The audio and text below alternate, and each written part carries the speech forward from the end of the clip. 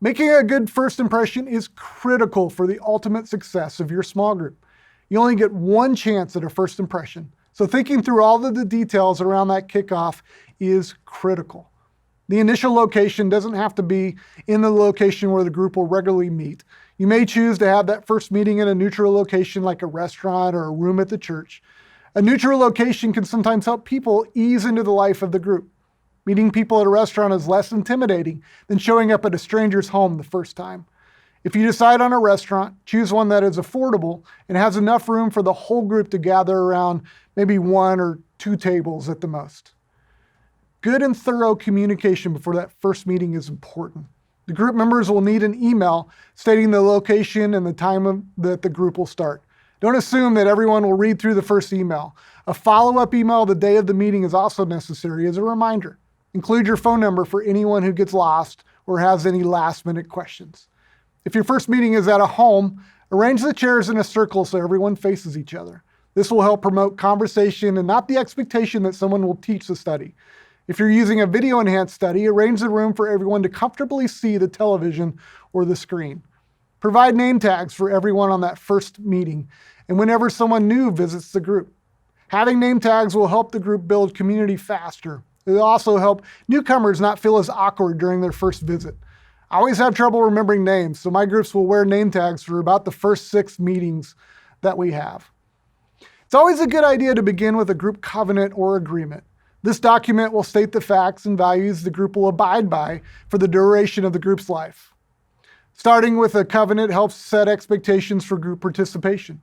A good covenant can cover most of the issues that might come up during your group. Group members can also add to the covenant as the group finds its identity. A few details to keep on the covenant are location, starting time of the group each week, childcare arrangements, and food expectations.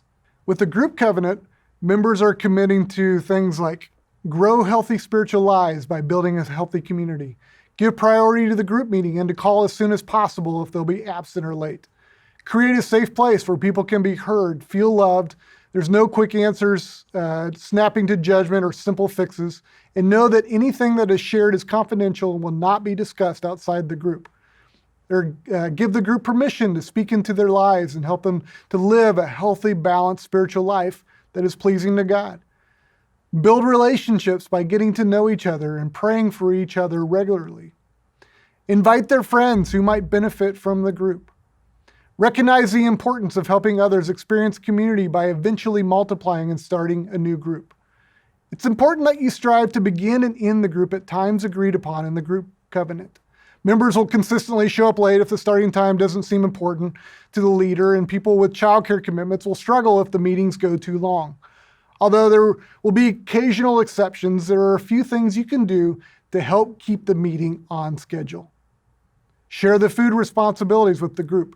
Group members responsible for bringing food are more likely to be on time or early. They understand that the group will be waiting on them if they're late.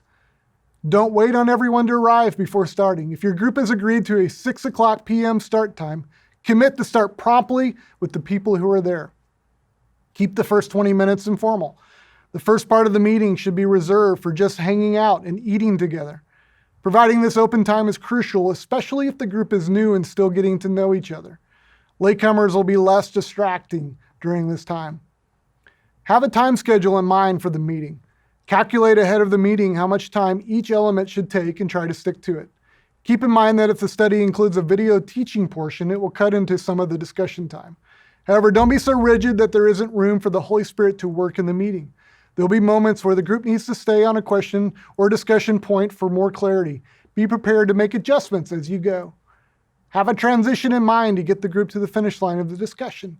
You always want the discussion to end with the action points for the group to carry out immediately. Keep this finish line in mind during the conversation and be ready to transition to it with enough time left for prayer. Aim to end the meeting 15 minutes early. Ending a little early will give enough time at the end of the group for the group members to continue the conversations informally before heading home. Some of the best discussions will occur after the official study time has concluded. This will be especially true for members who didn't feel comfortable speaking up in front of the group. Leave room for those catalytic one-on-one conversations over dessert. Be available after the group, but keep some boundaries. There will be occasions where a group member may need to stay after for an extended conversation or prayer. You should be available, but beware if it's a habitual practice for someone. He may need to be gently reminded about boundaries you have in place for family time. You're in this for the long haul. Personal and family health should always be guarded. Most life change opportunities will occur outside of the normal meeting times, so it's important for the group to stay connected throughout the week. You can utilize technology and old school methods to help group members connect outside of meetings. 1, have a group roster. Provide emails, phone numbers, and social media handles to everyone at the first meeting. You can also use apps like GroupMe to keep everyone up on the latest news and schedule for the group. Group members can easily opt out of push notifications if it gets a little too busy. Email out prayer list. Prayer list emails will help keep needs in front of the group members during the week. Also, plan on following up on requests during the group prayer time. A good leader is a praying leader, so spend time each week praying for each group member. You can build a private Facebook page. Facebook is great for keeping the conversation going between the meetings. You can also plan social events and missional opportunities on your page. You can utilize group texting apps. Apps are helpful for sending urgent needs and last-minute updates. Just be careful not to overuse this tool, or your group members will tire of over-texting and will opt out. Write handwritten notes. In our world of the digital and the immediate, an old-fashioned handwritten note can go a long way. If someone in the group comes to mind during your prayer time, drop them a quick note to say, you know what, I'm thinking about you and I'm praying for you. Arrange for offline coffee meetings. Choose a group member of the same sex to invite to coffee outside of group time. You'll learn a lot more about that person in that informal setting that you will ever discuss or ever discover during a group meeting. Don't put an agenda on it, just commit to learning more of their story. You can attend church services together. Commit as a group to sit together during the weekend services. This will occasionally carry over to lunch or brunch after services for a more informal bonding time. Go to kids' activities. If a group member's child has a soccer game, go to the game and cheer loudly. We have members of our groups that come to almost all of our kids' major activities. Loving on my kids will bond us for life. After you've made the invitations and advertised your group, rest knowing that God will send the people that need this community. Continue to pray for His guidance as you move into the next stage of leading your newly formed small group. And for even more ideas and tips on how to launch your group well, check out the book, Leading Small Groups: How to Gather, Launch, Lead, and Multiply Your Small Group.